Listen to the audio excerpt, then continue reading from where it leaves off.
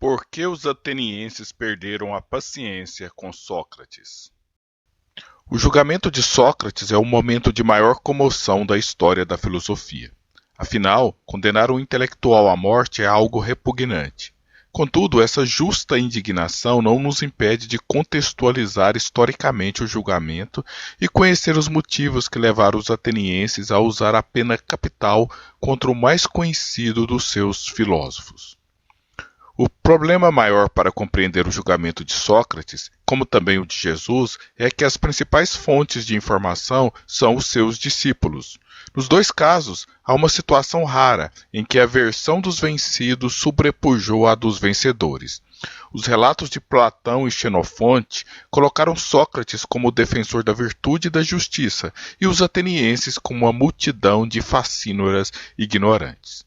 Para mostrar um retrato mais realista da morte do filósofo, vou me basear principalmente no livro O Julgamento de Sócrates, do jornalista norte-americano Isidore Feinstein Stone. Poucos livros me ensinaram coisas tão novas sobre um assunto já tão conhecido como este. Sócrates foi acusado e condenado quando ele estava com 70 anos. Ele viveu toda a sua vida em Atenas, e os atenienses toleraram as suas ideias, mas por que, em certo momento, perderam a paciência com ele? E por que a cidade mais tolerante e democrática do mundo antigo sugeriu a pena de morte para o seu filósofo mais famoso? Esses são alguns dos mistérios que pairam sobre o julgamento. Para desvendá-los, precisamos saber por que Sócrates foi acusado e por que foi condenado. Oficialmente, Sócrates foi acusado dos seguintes crimes. Primeiro, não reconhecer os deuses que são reconhecidos pela cidade. Segundo, introduzir novas divindades. Terceiro, corromper os jovens.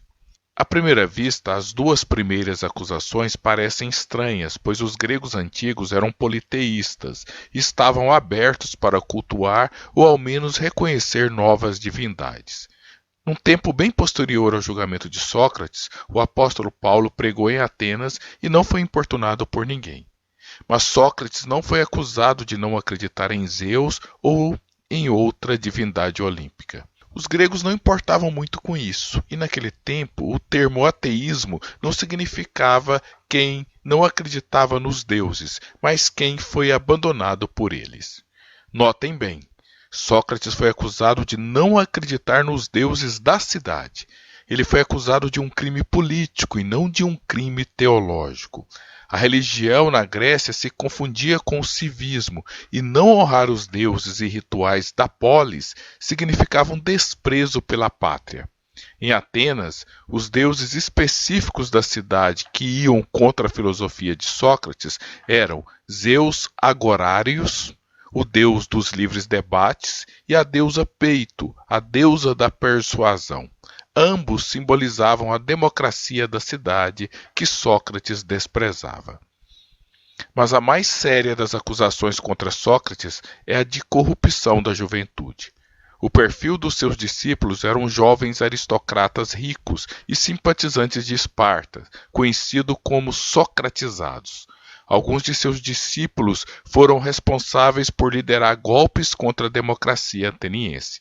Em 411, o golpe foi liderado por Alcebíades, considerado o mais promissor de seus discípulos. Em 404, seus outros discípulos, Crítias e Cármides, foram os líderes da ditadura dos 30, um período despótico no qual muitos atenienses foram mortos, perderam seus bens ou tiveram que fugir da cidade.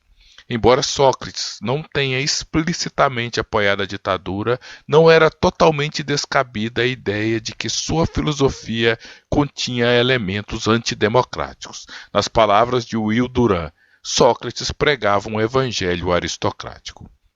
A fórmula ideal de governo para Sócrates, que depois foi repetida por Platão, era: aquele que sabe deve governar. Essa fórmula ia contra a tradição política de Atenas, seja do ponto de vista dos democratas, que defendiam uma ampla participação popular, seja do ponto de vista dos aristocratas, que defendiam uma participação mais restrita.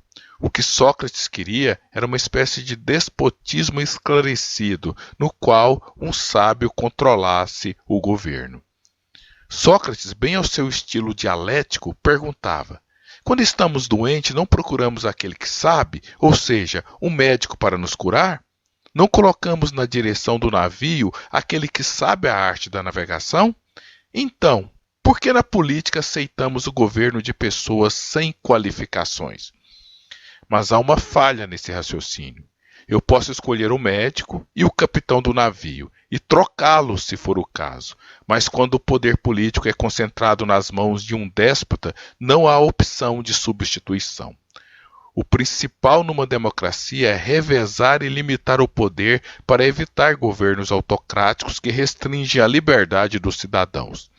Sócrates perguntou: como uma sociedade pode ser salva e ser forte se não tiver à frente seus homens mais sábios? Essa colocação de Sócrates era a porta de entrada para governos totalitários. Homens como Alcebiades, Crítias e Cármides poderiam tomar o poder à força sob o argumento de que seu conhecimento da política era superior aos demais. Sócrates desprezava e zombava da democracia ateniense. Quando um dos seus discípulos, Cármides, confessou seu receio de falar em público, ele respondeu: não se intimida diante dos mais sábios, mas se envergonha de falar perante os mais ignorantes e fracos. Os ignorantes e fracos a que Sócrates se referia eram os membros da Assembleia Popular, composta por sapateiros, ferreiros, agricultores, negociantes, dentre outros. Para Sócrates, os homens em multidões são tolos, cruéis e violentos. Ao mesmo tempo que desprezava o modelo democrático de Atenas, Sócrates elogiava o modelo militarista de Esparta, chegando a chamar os atenienses de degenerados e ressaltar a superioridade militar dos espartanos. Esse tipo de elogio, após a derrota na Guerra do Peloponeso e após a ditadura dos 30, que foi apoiada por Esparta, soaria muito mal aos ouvidos dos atenienses. Os atenienses sofreram muito com a ditadura dos 30, liderada por Crítias. Muita gente resolveu sair da cidade em protesto, mas Sócrates não saiu, muito embora não tenha manifestado apoio aos ditadores. Em 401, os aristocratas tentaram novamente tomar o poder por meio de um golpe, mas foram impedidos pela reação rápida dos democratas. Isso explica porque parte dos atenienses perdem a paciência com Sócrates, um sujeito que elogiava Esparta, que era o principal guru dos líderes da ditadura e que desdenhava da democracia ateniense, passou a ser visto como antipático e talvez até como perigoso. Mas por que essas acusações de cunho político não apareceram no julgamento? Porque, quando a classe média e o povo conseguiu restaurar a democracia, houve uma anistia geral que perdoou os que apoiaram o regime ditatorial. Foi um dos melhores exemplos de reconciliação da história e ninguém poderia ser condenado pelo que fez durante a ditadura. Por isso, ninguém poderia acusar Sócrates de omissão ou de proximidade ideológica com os tiranos, mas o ressentimento com aqueles que optaram em permanecer na cidade ainda era grande, ao ponto de gerar antipatias e acusações.